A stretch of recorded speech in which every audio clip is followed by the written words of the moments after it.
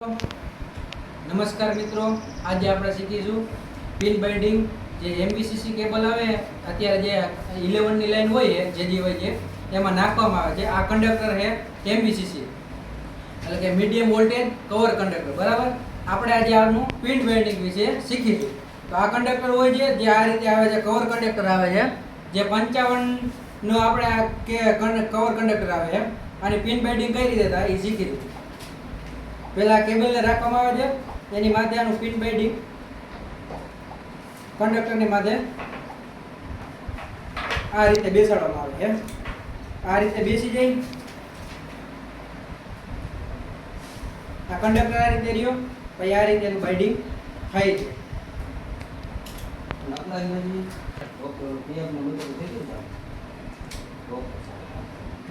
આ કંડક્ટર નાખવાથી પેલો એક ઈ ફાયદો રહે છે કે ફીડરની અંદર જે ટ્રિપિંગ કે કાંઈ XYZ આવતું હોય એ ન આવે. અને જે જગ્યાએ વાયરને આપણે કહી કે કંડક્ટરની આજુબાજુમાં જે ટ્રી કટિંગ ને આવતું હોય તેના હિસાબે આ વાયરની અંદર વધારે ટેપિંગ નથી આવતા. અને આપણા આ કવર કંડક્ટર આવે જેથી આપણા ફીડરને પણ આયુષ્ય વધી જાય.